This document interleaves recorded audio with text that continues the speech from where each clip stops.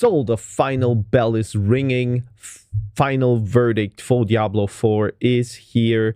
The Campfire chat approached us, and I couldn't watch it the whole thing. I don't have the time. I'm also working, so that's a little bit tough. But I found Darth Microtransactions, and he had a good video. So let's check it out together and see what the overall opinion is. Wake the fuck up, samurai. We have a city to burn. Also, by the way, I have a little bit of a sore throat. You can maybe hear it. I hope the audio is still okay. So if not, just laugh about my voice and enjoy. Let's talk about itemization changes. Diablo 4 just had its Campfire chat, and it showed the entirety of what they're going to be doing in terms of changing itemization, as well as adding crafting, how to get the materials for crafting, and adding some different gameplay loops. So let's talk about all of it starting now. First thing they mentioned, they're going to make a smaller pool of affixes, basically removing the stats that are the damage on Tuesday memes nobody cares about. Weird stuff like lucky hit on critical, if damage over time type of stuff. They're going to be simplifying these stats. They also mentioned that sacred items are in World Tier 3 only, ancestral items are in World Tier 4 only, so you're no longer getting drops you don't want. They mentioned this many times, but they want to focus on quality over quantity. They're going to be reducing the amount of loot that you actually get, but each of the items should feel impactful, was the way they describe this. This is, in my opinion, something that all the ARPGs and RPGs should focus on. I assume I didn't play a lot of Baldur's Gate. I remember I played Baldur's Gate 1 and 2, and also Original Sin or Divine Divinity Original Sin. And I feel like there, when you find an item that is like magical or something, it feels really impactful. All the other items are kind of like normal stuff that you would find. You find more normal swords than magical swords, right? They should approach this more. Part of the way they are doing this is actually removing some of the affixes on items. For instance, legendaries are going 4-3, rares are going 4-2. There will be less affixes per items, but that is because of how the crafting works. We would just talk about something you might be thinking looking at this is, okay, well, this makes rare items worthless. What about the trading economy? Well, they're opening up trading now to legendary items as well. So trading can now include legendary drops that you get before you craft on them. This is one of the examples they used of a before and after of items. So you can see here, damage to shadow over time affected, lucky hit, chance to execute. And now it's just intelligence, damage, vulnerable damage. They're trying to simplify these stats. And you can notice it has 3 instead of 4 affixes. That is the base item. And you can actually go up to 5 affixes now because of the way the crafting will work, which we'll talk about in just a second. Doesn't that seem a little bit like Diablo 3? I don't mean that's a bad thing, but I mean, it is like going down to it and have like those special affixes, like they say. I think they're called like that, as a special thing, so you can build your approach around it, right? Legendary items are now always 925 power if dropped from a monster level 95 plus. This way, they're really trying to reduce the amount of garbage items that you see on the ground. Part of the reason is they're still not adding a loot filter in the game. So if you're wanting a loot filter, that is not going to be happening. And they talked about that. But part of their logic was, well, we're going to be reducing the amount of garbage that's on the ground. All of the items should hopefully be impactful. They're also consolidating materials, meaning all of these different herbs and everything you have to find around the map. Now it's just one type of herb. They're trying to make the crafting of these materials less annoying.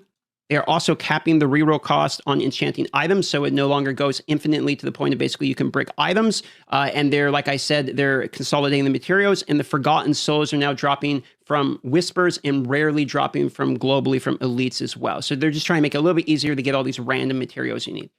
The gems, they say they're going to make simpler, better, and have a much longer crafting tail, though we don't go into more detail on that. We didn't get much of that during the campfire, but gems are supposed to basically be better. Before we go to the other point, why do you implement something to then make it like disappear or make it simpler again? Like, it seems like, yeah, of course, all the casuals will be happy. They don't have to gather stuff, but then make the system from the beginning instead of now, because people are crying kind of, or saying, please improve that. Now you improve that. Later on, people will say, we don't like flowers anymore. We want butterflies. So they take butterflies into the game. Like it feels like that. I don't know. I'm really just a casual gamer that wants this game to succeed again, but it's a little bit confusing.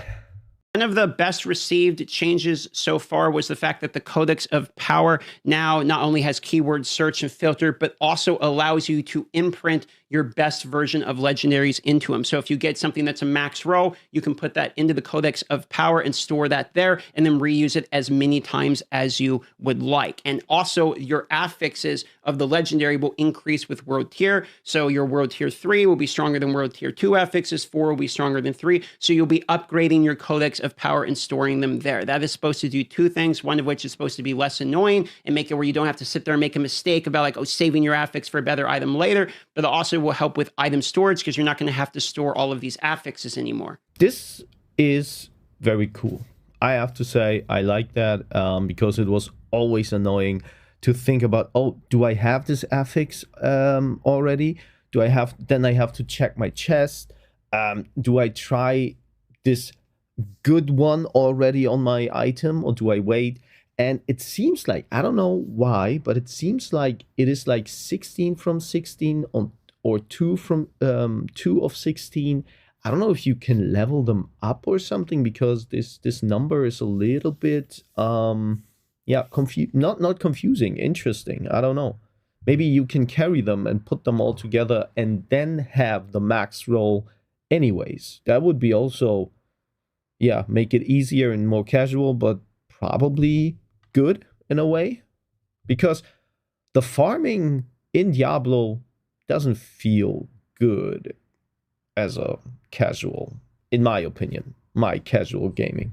This seemed to be one of the most well-received changes due to the fact that people have literally been asking for this change since the start of the game. Another thing about this is all legendary affixes are now here. The Codex of Power is no longer limited to just the ones from the dungeons. You can put all affixes into the game, or from the game into the Codex. This is where we get into tempering. Tempering is effectively adding new affixes onto the legendary items. So you start with 3 and you can add 2 new affixes onto the legendary items. You learn these recipes, and this is how you add it. These recipes here are these manuals that you learn, and once you learn them, you can use these in the tempering menu, which I will show you in just a moment. And each of these different manuals will have a number of affixes that could be applied, so there is some RNG associated with crafting the affixes onto items. This is what the menu actually looks like. This is the item beforehand. This is afterhand. You're going to notice there's tempered affixes too. That is because you can add 2 different affixes onto them. You can temper it up to 5 total times, meaning you can add 2 and then replace it 3 times, etc. if you don't get the one you want. This is almost like forging potential from last epoch. For instance, you get 5 instances of activating the tempering, and you can have 2 different tempered affixes onto items. So you can see here you go from 3 to 5 of these affixes. The one picture before, it looked again a little bit like those recipes looked a little bit like they still have some of those effects that are like damage on Tuesdays or something that you don't need, because like running speed when you kill an elite, I know it's probably better than, like he said, the damage, shadow damage on affected enemies, something like that, but it's still a little bit there, right? But maybe those are kind of needed or not so impactful, or kind of like a lucky game. When you go to temper the item, you're going to have this menu show up here, which will actually allow you to select either offensive, weapons, defensive, utility, etc., based upon the item. For instance, this is a weapon, so he can do weapons and offensive style affixes. And you can see here when he clicks on the offensive category, these are the different manuals we were talking about earlier that allows you to see what the different recipes from using this could actually end up being. So you could select one of them, then temper the item, and that tempering item will slam on one of these affixes from the manual you actually choose. Hopefully you get the one you want, and you can see there you now have a plus of the damage. Something else that can drop are greater affixes. Effectively, you can get variants of ancestral items that drop that can have greater affixes, aka the affixes are mega juice, which will have a 1.5 multiplier of the maximum row. So if the maximum was 100, you can get an affix that will drop with a 150 max out row. That is what a greater affix is now going to be. These only appear on ancestral items, but do in fact appear on unique items. So uniques can have mega juiced out affixes of really good stats. This is an example that they used here. The one on the left is a basic row. The one on the right, you can see it has these little red diamonds here, and that shows that it rode 2 greater affixes. You can row multiple greater affixes on an item. This is very similar to like exalted items, for instance, if you are familiar with Last Epoch. There is going to be a master working system that allows you to upgrade an item 12 times. When you upgrade an item, it will upgrade all of the stats slightly, but then every 4 ranks, a single affix will be massively upgraded. A total of 12 ranks can be upgraded, meaning you could get lucky and slam that same affix 3 times. So the obvious combo is you get a greater affix of like a damage, and then you masterwork it to 4, it rose damage again, to 8 rose damage again, and then 12 and it damage again. And oh my God, you got lucky, it triple rode on the greater affix, meaning you can really juice some of these stats. This is an example they use. This is at rank 2, rank 3, and then rank 4. And you can see critical strike goes up here. You can see the vulnerable damage goes up, and then you can see the life goes up as well. And they said these other stats should be increasing too. This is just a display bug glitch, which is unfortunate. The reason it is blue here is you can see that this one has been slammed with the rank 4. So it got lucky, and that was the one that ended up getting the big single greater affix bonus. Well, not greater affix, master rework bonus. So this went blue because it got the single masterwork rank 4. So at 4, 8, and 12 is when you get that, and it got a blue one. If it hit it twice, it would actually become yellow. They actually... But it still sounds very, like not janky, but a little bit, yeah, you have to try, and then you have to farm again, and then try again to get this high roll that you want, or the triple roll on one affix. So yeah, maybe it is a better approach, but still not the best, I imagine. Show an example of this because you can see here blue is a single, yellow is a double slam. So this is a masterwork 12. There was 3 total of those major slams. It hit this one twice, which is why it's yellow, that one once, which is why it's blue. And you can see that it increased these stats as well. The vulnerable damage went from 38 to 55%, even though it didn't get slammed with those big single individual ones. It increases all the stats.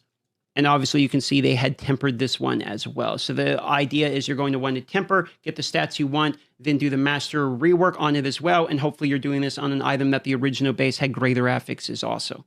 Speaking of items, they mentioned that there's going to be a new Uber unique they showed here on my left, but then they also mentioned there's double the total amount of uniques actually coming to the game. So there's a significant increase in terms of overall uniques. At this point, they went into class update balance changes. I'm not going to go through all of these. We're primarily going to focus. I don't know. At that point, yeah, I know it was mostly about the itemization, but I would maybe be happy to hear something about, yeah, also the classes. I suppose it's not really possible to change the base game, right? But something has to change. I don't know, like I personally, as a casual, I'm not sure if only itemization brings me 100% back. I need also some changes in the gameplay loop, gameplay feel. On the itemization changes and the in-game update changes, but basically minions are getting quite a bit of love. There's some nice changes to Sorceress. You can pick through the live stream if you want to see more. We're going to focus on itemization and in-game. One thing I should mention, though, is the way flat damage works is actually changing. It scales based upon your weapon damage. So as your weapon becomes stronger, so does the flat damage, and they're buffing flat damage in general to make it feel more rewarding for these types of legendary properties. They are also changing the function of a lot of items to make them more usable for people in Gymro. For instance, this used to be a core skill. Now this is just your skills in Gymro. So they're trying to make it less limiting for a lot of items. Also, a shout out here, they are removing the Elixir of Death and the Cheat Death enchantment. So now hardcore is actually hardcore. Helltide is getting an update. There's higher density. They're putting the Blood Tide mechanics of threat-based minion spawn being added into this as well. And they're overall just trying to buff Helltide. Yeah, as I said, it's like the gameplay loop stays the same. Grinding like in an area now where more and more enemies approaching. I guess that's not too bad, but it's still the same area. I don't know. When I compare that to Diablo 3, I had a goal there to grind something, to find like those items or materials to craft like this special amulet that gave me like a 5th or 6th passive or something like that. That was something I really enjoyed because I could then build upon my own build. Here, I think the builds stay the same. Like, nothing changes with the itemization. This is also a good time to mention that there is going to be an increase in experience across the board, a fairly significant one in World Tier 2, 3, and 4. A new boss is coming to the game, and Dario has been much requested to come back. It is coming back. Use the summoning parts from the Beast Device in Lord Zur, and now has the same drop table as Dario, so it is another way in which you can attempt to get drops that you won from Uber Durio, but this time you can use the other materials for it as well. There's a system coming to the game called the Pit. The Pit is where you're going to get the materials for the Master Working, so you're going to want to do it. It starts at level 100, and the Pit is effectively almost like greater rifts. This is sort of like AOZ. You can open these rifts, go in there. It continues to scale and become more and more difficult, and it's going to be RNG. What's on the inside? You kill the boss at the end. You get some of the materials you're going to need. This here was a an early access version here that they were actually showing live of this. So you're going to go into this basically a greater rift or AOZ type of rift, and it's supposed to be a more accessible one. This starts at level 100. You farm through it.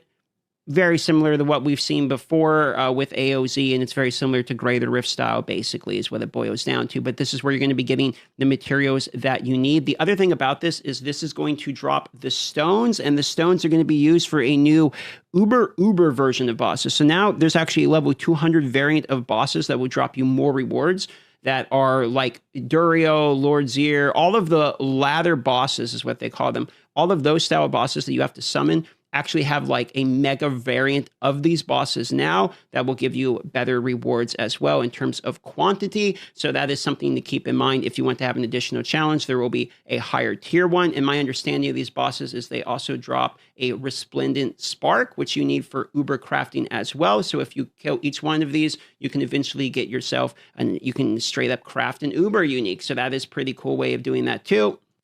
At the end of it here, he showed the different materials you're going to need to acquire in order to do masterworking, which you get from the Pit. Then they wrapped up with a Q&A, and some people noticed that the camera seemed more zoomed out, which is true. Coming with Season 4, there is going to be a more zoomed out camera. So that has been a much requested thing as well. In fact, the Codex of Power plus the camera seem to be some of the changes people like the best currently in the game. Also announced that they're going to need to be extending Season 3, so that way. All right, I think there is not much coming anymore, but yeah. So my overall approach or verdict here is, first of all, of course, I will check that out. Like, as a casual gamer, I will check out the changes, see if I can find myself there more than before. If it's fun, if the farming is kind of like going into a goal, you know. I like to play the game, level up, and farm things already with it, right? Like it was before. Like, a lot of materials you can farm already there. I like the codex change, definitely, because it was a huge annoying thing. And you can, and that's the point, you can really notice that they are listened to the players. So those little things that players say, could you change that? That would be nice. They do, like the hell tide thing, the camera, the codecs. In general, I don't know. I'm not convinced that it will save Diablo in the long run, but I guess it is a good step in the right direction when they build now upon it and they bring kind of like systems back or introduce systems like, let's say you want to play a specific build and then you just search for those keywords, right? And then it shows you what items or what affixes are there for the keyword. For example, you want to only have like, let's say, I don't know, from the barbarian, like the charge. So you want to have everything that has charged in it and combine it into a very interesting, fun build. Even though it's maybe not the meta super build, it should be possible to try it out. I always say, I remember when I played Diablo 3, had my Crusader, and you could play like a commander build, I call it, because you could summon a lot of minions that was usually not his strength, but with the attributes and with the itemization and with those perks on those items, you could have a very fun build running around, having catapult shots, kind of like meteors falling down. You summon your bowmen, and every time you kill someone, one of your minions spawns, like your warriors, and they fight for you. Maybe it wasn't efficient like after I don't know, Torment 10 or something, when they introduced Torment 10 and higher, but before that it was really fun. And this game needs that. This game needs brewing. Your own brewing should be viable, and I guess that's what is maybe now starting, but it has a long way. But that's only my opinion as a guy maybe that doesn't know the numbers and is not like totally into it. But what do you think, guys? Is it now a step in the right direction, or is it like another nail in the coffin, right? So I hope to see you in the next one, and peace out.